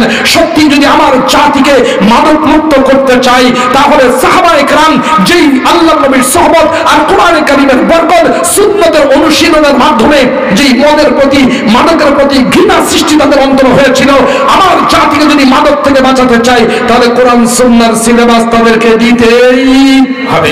আমার কাছে গোয়েন্দা বিভাগের রিপোর্ট আছে, যেহেতু ঢাকার খতিব আর ঘটনা চক্রে আমাদের গণভবন, গণভবনের পাশেই আমার মসজিদ আদাবর 10, মসজিদ আবু বকর সিদ্দিক 8তলা মসজিদ, ওখান থেকে আজান দিলে ওখান থেকে শোনা যায়, বুঝলেন তো। গোয়েন্দা বিভাগের যতগুলো বিভাগ আছে 5টা তো কমপক্ষে, এপিবিএন যেটা হয়েছে আমার বাসার পাশেই থাকে, এরা সবগুলোতে আছে মাদক কারা ব্যবহার করে এবং মাদক কারা সাপ্লাই দেয়, কারা এটা ক্রেতা, কারা বিক্রেতা, সব এখানে লিস্ট আছে। শেষে একটা উপসংহারে লেখা আছে, যারা মাদ্রাসার শিক্ষার সাথে জড়িত, কোরআন সুন্নাহ শিক্ষার সাথে জড়িত, তাদের মাদকের সাথে কোনো সংশ্লিষ্টতা পাওয়া যায় নাই। নিচে সিগনেচার গোয়েন্দা প্রধানের। সুবহানাল্লাহ। থাক কেন, আমি তো আশ্চর্য। আমাদের সাবেক যিনি অর্থমন্ত্রী, আরে কথা কয় না, লুটাস কামাল ভাই, উনার একটা পত্রিকা আছে 52% মালিক, যার নামে ইনকিলাব, কথা কয় না। এখানে সম্পাদকে লিখেছে, আমার দেশে মাদক সরবরাহকারী, মাদক এটা গ্রহণকারী এবং যারা এটা ক্রেতা 90% ছাত্রছাত্রী। মাথায় নষ্ট। আমি কই সর্বনাশ, ছাত্রী তো নাই আমার কাছে, কিন্তু ছাত্র আছে, তাহলে তো ভেজাল লেগে গেল। এরা যদি মাদক খায়, আমার মাদ্রাসায় যদি মাদক পাওয়া যায়, তাহলে আমার এখানে শাইখুল হাদিস থেকে লাভ কি, মুহতামিম থেকে লাভ কি, তাহলে জাহান্নামে যাওয়াই লাগবে, কথা কয় না। কিন্তু নিচে দেখি মাশাআল্লাহ ওইগুলি নাই। সেখানে কোথায় আছে, কোন কোন জায়গায় লিস্ট দিয়ে দিছে, কোথায় কোথায় মাদক বিক্রি হয়, কথা কয় না। যারা সীমান্তে পাহারাদার তারাই মাদকের সবচেয়ে বড় সরবরাহকারী, কথা কয় না। আমি নিজে দেখে এসেছি দরকার আমার। এই জন্য মাদকের বিরুদ্ধে অভিযান তো চলে না? জেনেভা ক্যাম্পে অভিযান চলে, 4-5টা বাবা পাইছে, 2 বোতল ওই যে ডাইল পাইছে, ডাইল মানে আরে ফেন্সিল বেড়া, এটা ধরেছে, এটা নিয়ে উড়ে বিড়া আর জেলখানায়। কিন্তু রেডিসনে যান, ঢাকা ক্লাবে যান, গুলশান ক্লাবে যান, আরো বড় বড় হোটেলে যান, তখন মদ ওপেন। বিমানবন্দরে যান, মদ সেখানে পাওয়া যায়। সামান্য 500 টাকার মাদকের কারণে যদি ওর জেল হয়, যদি পিটা খায়, তাই লক্ষ লক্ষ টাকার মাদক ওই বড় বড় হোটেলে যেখানে সরবরাহ করা হয়, তাদের কতবার ফাঁসি হওয়া দরকার বলেন? তাহলে এক জায়গায় আপনারা বন্ধ করবার জন্য অভিযান চালাচ্ছেন, আর এক জায়গায় যখন খুলে দিয়েছেন, ওরা যখন দেখবে আমি যদি রেডিসনে গিয়ে, গুলশান ক্লাবে গিয়ে যদি খাই, সোনারগাঁ হোটেলে গিয়ে যদি মদ পান করি, আমার কোনো সমস্যা নাই, তখন এই সিসকে চোর ডাকাত হবে, চোর হবে, ছিনতাইকারী হবে এবং সন্ত্রাসীর দলে যোগদান করে দেশকে জাহান্নাম বানাবে। কি বলেন ঠিক না ভাই আমার? এই জন্য মাদক যদি বন্ধ করতে হয়, মদিনার সিলেবাস সেই শাসনতন্ত্র খেলাফত প্রতিষ্ঠা করতে হবে, আল্লাহ নবীজিরা রেখে গেছেন এবং সাহাবায়ে কেরামরা বাস্তবায়ন করেছেন। এই জন্য ধর্ম বর্ণ ভিন্ন মত সবার জন্য খিলাফত, যতক্ষণ পর্যন্ত খিলাফত প্রতিষ্ঠা না হবে ততক্ষণ পর্যন্ত মাদক দূর হবে না। আমি যখন পাবনায় ছিলাম, পাবনার সওয়াল, সবাই তো পাবনার সওয়াল হয়ে গেছে তখন দোস্ত, আমরা একসাথে দেওবন্দে পড়ছি, ভাবি ধরা পড়ছি। তো পাবনা তখন টাউন হলে ওখানে মাদক বিরোধী একটি সেমিনার, ঢাকা থেকে সচিব আরো অনেকেই আসছেন। আসার পরে সবাই ভাষণ দিচ্ছেন, যিনি প্রধান অতিথি তিনি ভাষণ দিচ্ছেন, ভাইয়ের আমার, এই ধূমপান বিষ পান, এই ধূমপানের কারণে হাজার হাজার কোটি টাকা ধোঁয়া হয়ে ছাই হয়ে চলে যায়। এর পরিবর্তে এর কারণে যেই রোগ হয়, রোগের চিকিৎসায় যে ব্যয় হয়, এটা আমাদের মতো দেশের কয়েকটা দেশের বাজেট হয়। আসুন আমরা মাদক মুক্ত এবং ধূমপান মুক্ত দেশ গড়ে আমরা এই দেশের সত্যিকার শহীদের রক্তের বদলা দিয়ে আমরা এই দেশকে সুন্দরভাবে গঠন করি। আসুন আমরা সব মাদক মুক্ত একটি সমাজ গঠন করি, ধূমপান মুক্ত সমাজ গঠন করি। উনি যেই বক্তব্য দিলেন, বক্তব্য দিয়ে ভিতরে যাওয়ার পর করে ম্যাচলাইট আছে, নিশা লেগেছে। কথা কয় না? নাই নেশা লাগছে। যিনি মাদকের বিরুদ্ধে কথা বললেন তিনি নিজেই মাদকাসক্ত। আমাদের দেশে এক সময় আইন ছিল, যদি কেউ বিড়ি খায় পাবলিক প্লেসে 50 টাকা জরিমানা। এখন কত? 500 টাকা জরিমানা। আর আমার জামা আসা সবসময় গাবতলি দিয়ে রাতের গভীরে যাই আর আসি, দেখি 5 জন 6 জন 7 জন পুলিশ একসাথে, ওরা জামাতের সাথে বিসমিল্লাহ ছাড়া একবার নূহ আলাইহিস সালামের ওই সময়ের গাড়ির মতো স্টার্ট দিলে ভো করে যে এই হয় ধোঁয়া বেরোয়, ওরা ওই ধোঁয়া বিড়ি খায়, ধোঁয়া উড়াইতেছে বিদেশি সিগারেট খেয়ে। কথা কয় না বেটা? আইন প্রয়োগকারী সংস্থা তারাই যদি আইন লঙ্ঘন করে, বাংলার মানুষ কখনো আইন মানবে না। কথা কয় না বেটা? এই জন্য দোস্ত, পুলিশের মধ্যে আমার ভাই বলছেন সত্যি অনেক ভালো মানুষ আছে দেখে এখনো আমাদের দেশে ওই পরিমাণ দাঙ্গা হয় নাই। কেন? আমার ভাইরা বলেছিলেন এরা যদি ক্ষমতার থেকে চলে যায় 24 ঘন্টায় 10 লক্ষ মানুষের লাশ পড়বে, কেউ বলছে 3 লাখ পড়বে, তো ওখানে মনে হয় 100 মানুষের লাশ এ পর্যন্ত পড়ে নাই। কথা কয় না? এমন কামি করে গেছে। আল্লাহর মেহেরবানি, আমাদের পুলিশ ভাইরা, নিরাপত্তা বাহিনীর দোস্তরা অনেক চেষ্টা করছেন, সাধনা করছেন। আল্লাহ তাআলা তাদেরকে সততার সাথে দেশ জাতির খেদমতের জন্য সত্যিকার খাদেম হিসাবে, সেবক হিসাবে, কর্মকর্তা হিসাবে এবং চাকর হিসাবে সত্যিকার খেদমত করার তৌফিক দান করেন। বলেন না আমিন। এরা যেন মালিক না হয়ে যায়, আসল মালিক হলো জনগণ। কথা কেন বলে? এদের ট্যাক্সি করে এদের বেতন হয়, এরা চাকর, এরা চাকরি করবে। খবরদার, কোন অবস্থাতেই গোলাম কখনো মালিকের বুকে গুলি চালাতে পারে না। কথা বলে না? এটা মনে রাখতে হবে। গতকালকে পাকিস্তানে তাই হয়েছে। 2013-তে 5ই মে রাত্রিতে স্বৈরশাসক পতিত ফ্যাসিস্টরা যেভাবে গুলি চালিয়ে হাজার মানুষকে হত্যা করেছিল, গতকালকে ইসলামাবাদে ডি চকে ইমরান খানের বিরুদ্ধে ওদের তো ইসরায়েলি সৈন্যর মতো ওই পাকিস্তানের মানে আমেরিকার সমর্থক, আমেরিকার দালাল ওই সরকারও তাহরিকে ইনসাফের বিরুদ্ধে ওই একই কাজ করেছে। তার মানে গোলাম হয়ে মালিকের গায়ে গুলি মেরেছে। ওখানে এটা যেন না হয়, এজন্য আপনাদের আহ্বান জানাই, আল্লাহ তৌফিক দান করেন। আর একটি বিষয় ভাই বলছেন বাল্য বিবাহ সম্পর্কে। বাল্য বিবাহ কাকে বলে, কি কি, এইটা আমি আর বলবো না। তবে একটু কথা বলতে চাই, আমাদের দেশে 12 বছরের মেয়ে পেটের মধ্যে বাচ্চা 6 মাসের। করে না? কোথায়? ঘাটাইলে, কালীহাতিতে। কালীহাতি এখান থেকে কয় হাজার কিলোমিটার হবে বলেন না? ওটা কি চীনের কোন প্রদেশ? কালীহাতি ঘাটাইল টাঙ্গাইলের উপজেলা। কথা কয় না? 12 বছরের ক্লাস 6-এর ছাত্রী, পেটে হলো 6 মাসের বাচ্চা, বিয়ে ছাড়াই। কথা কয় না বেটা? কিন্তু 18 বছর আগে বিয়ে দিলে এটা অন্যায় আইনে। কথা কয় না? আশ্চর্য ধরনের কারবার, আজীব কায়দা। শরীয়ত যেহেতু এখানে কোনো নির্দিষ্ট করে নাই বয়স, সবসময় ছেলে পাওয়া যায় না। এই জন্য যদি মৌজুম মোতাবেক ভালোভাবে চয়েস মোতাবেক ছেলে পাওয়া যায়, 18 বছর আগে বিবাহ শরীয়তে নিষিদ্ধ করে না। শরীয়ত যেটা নিষিদ্ধ করে নাই, আইয়ুব খানের আইন বাংলাদেশে মুক্তিযোদ্ধাদের দেশে এটা প্রয়োগ করতে গিয়ে বিবাহকে নিষিদ্ধ করবেন। 17 বছরের বয়সে বিয়ে হলে তখন খাদ্য ফেলে দেয় পুকুরে, আর যে বিয়ে করায় তার ঠিকানা হয় জেলখানায়। 12 বছরের মেয়ে যে অবৈধ সন্তান পেটে বাচ্চা নিল, এইটা যদি রোধ করা না হয়, এই আইন কখনো কার্যকর হতে পারে না। কি বলেন? ঠিক না? 500 বেশি কোরআন সুন্নাহ বিরোধী আইন আমাদের বাংলাদেশের সংবিধানে রয়েছে। এইটা যদি পরিবর্তন না হয়, জিনা ব্যভিচার চলতেই থাকবে। এই জন্য বিবাহ যত সহজ হবে, জিনা ব্যভিচার আর যার সন্তান তত কম হবে। অভিযান চালান সেখানে, কেন হোটেলে কোথায় যায়? রাজনৈতিক ছাত্র দল, রাজনৈতিক বিভিন্ন দলের ছাত্র সংগঠন তাদের অফিসের মধ্যে জন্ম নিয়ন্ত্রণ বলিয়ার কন্ডম সেখানে থাকে, বিদেশি মদ থাকে, দেশি বিদেশি অস্ত্র থাকে, ওরা করতে গেছে। এইগুলো কেন হয়? ওদেরকে ধরে ধরে যদি বিয়ে দিয়ে দেওয়া হইতো তাহলে কম ভাই অকামটা হইতো না। কথা কয় না ম্যাডাম? এই জন্য বাল্য বিবাহের বিষয়ে ইসলাম স্পষ্ট।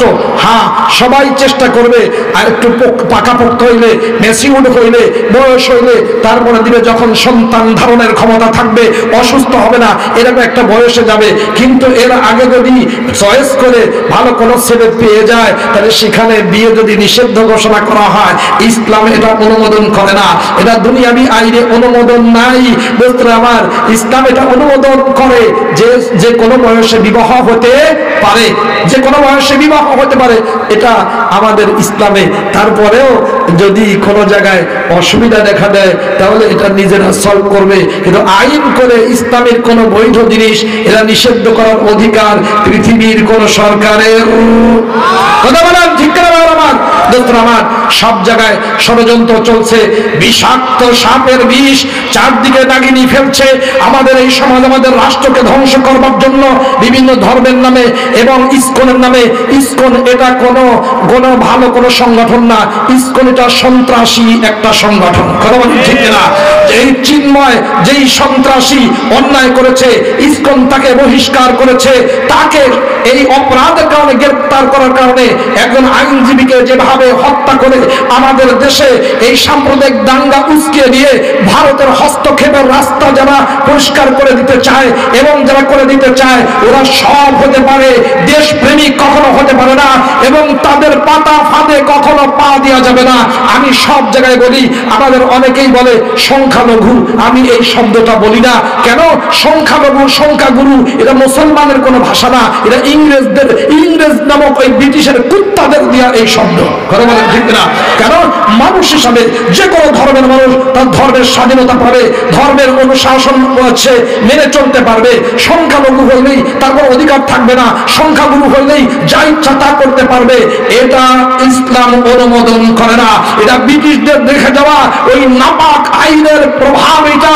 অতএব আমাদের এখানে সব ধর্মের মানুষ মানুষ হিসাবে তার ধর্ম পালন করবে, অধিকার লাভ করবে। একদল চলে গেছে দেখে, অন্যায় করছে দেখে গুণহারে সবাই পিটাবেন, সবারই বাড়িতে আক্রমণ করবেন, সম্পদ জব্দ করবেন, তাদের বিরুদ্ধে অবৈধ মামলা দিবেন শুধু দলীয় কারণে, এটা ইসলাম অনুমোদন করে না। কথা বলেন ঠিক না ভাই আমার?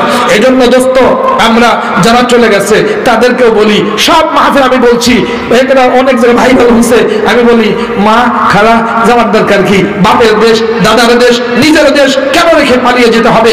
অন্যায় যদি হয়েই থাকে তাহলে এই আল্লাহ বান্দার হক নষ্ট হলে, টাকা পয়সা যদি চুরি করা হয়, যদি অন্যায়ভাবে নেওয়া হয়, এটা ফেরত দিয়ে দেন যদি জানা থাকে, না হলে সরকারি কোষাগারে দিয়ে দেন। আর যদি খুন করে থাকেন এদের কাছে মাপ চেয়ে নেন, এরপরে আল্লাহর কাছে মাপ চান।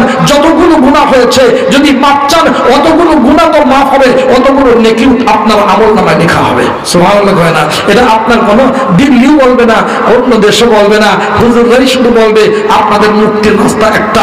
সাহাবায়ে কেরামের দ্বারা কখনো কখনো অন্যায় হয়েছে, তারা নিজে আদালতে এসে হাজির হয়ে তওবাও করেছেন, দুনিয়াতে শাস্তি মাথা পেতে নিয়েছেন আখিরাতের আযাব থেকে বাঁচার জন্য। কি বলেন ঠিক না? এই জন্য দল মত নির্বিশেষে আমরা সবাই একই পরিচয় বেড়ে উঠতে চাই।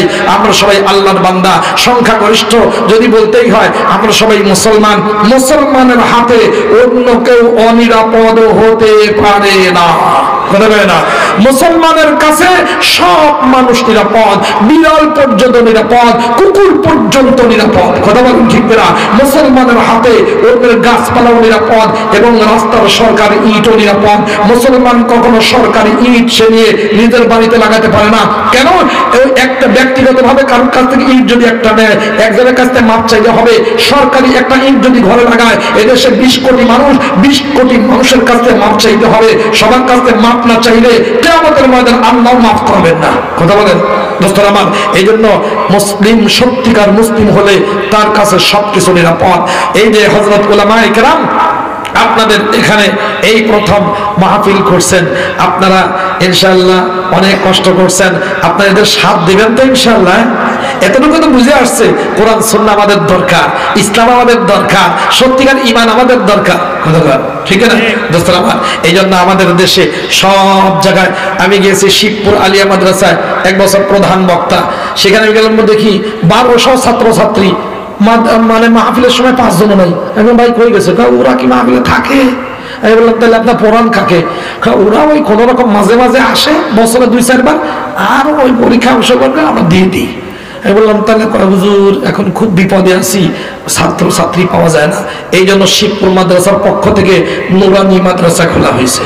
কোথায় বেটা বেটা নুরানি মাদ্রাসা খুলছে এই জন্যে যে কমপক্ষে নিচে 5-6 যেন ছাত্রছাত্রী পাওয়া যায়। ওনারা আমি বললাম খুব ভালো কাম করছেন হুজুর। আরো বহু আলিয়া মাদ্রাসায় তারা নুরানি মক্তব খুলেছে, যেহেতু এখানে পড়ালেখা ভালো, কোরআন সহি করে, যেহেতু আলিয়া মাদ্রাসায় কোরআন সহি করার কোনো ব্যবস্থা নাই। এই যে সরাডাঙ্গি মাদ্রাসা, ওখানকার সবচেয়ে বড় মর্যাদাশীল বড় শিক্ষিত যে আলেম, উনি আমার আপন ভাগনা, আমাদের আলহাজ খায়রুল ইসলাম সাহেব, ডক্টরেট করতেছে, বুঝলেন? সহি সে হাফেজ, আমার কাছে, আমার এখানে পড়ছে এবং দাওরা পড়ছে, মেশকাত পর্যন্ত পড়ছে, এরপরে আলিয়াও পড়ছে, কুষ্টিয়া ইউনিভার্সিটি আরবির উপরে পিএইচডি করতেছে। মেরে দোস্ত, তাহলে সব জায়গায় ভালো আলেম দরকার, ভালো কোরআন পড়নেওয়ালা দরকার। এটা যদি আমরা চাই তৃণমূল পর্যায়ে নুরানি মাদ্রাসায়, হাফিজে মাদ্রাসায়, কওমি মাদ্রাসায় দিয়ে দিই, আল্লাহ ইনশাআল্লাহ আমাদের সন্তানদেরকে আলোকিত মানুষ বানিয়ে দিবেন। আল্লাহ তাআলা বললেন ওয়ালা সুন্নাওয়ালা, সবাইকে আমল করার তৌফিক দান করেন। সম্মানিত দিনী ভাইয়েরা, আম্মু জানেরা যারা বাইরে রয়েছেন, আমরা অনেক কথা শুনেছি। সর্বশেষ এটাই যে আমরা সবাই আল্লাহ নবীর সিরাতের দিকে চলে আসি, আল্লাহ নবীর সুন্নাত দিকে চলে আসি, আল্লাহ নবীর রেখে যাওয়া খেলাফত এবং ইসলামী শাসন ব্যবস্থা এই দিকে চলে আসি। অতীতে যা করেছি, এখন থেকে তওবা করি। মানব রচিত আইনের পক্ষে আমরা বলবো না, দোয়াও করবো না। কথা বলে না, আমরা আল্লাহর হুকুমের কথাই বলবো। আল্লাহর হুকুম প্রতিষ্ঠার জন্য যদি কেউ আসে, তাদের জন্য দোয়া করবো, ঠিক আছে ইনশাআল্লাহ। আল্লাহ তাআলা আমাদের আমল করার তৌফিক দান করেন। অনেক রাত হয়ে গেছে, সভাপতি সাহেব একটা কথা বলে এরপর আবার দোয়া করে চোখের পানি দিয়ে গুনাহগুলো ধুয়ে মুছে পরিষ্কার করে আমার বাড়িতে যাব, ঠিক আছে ইনশাআল্লাহ। আল্লাহ তৌফিক দান করেন।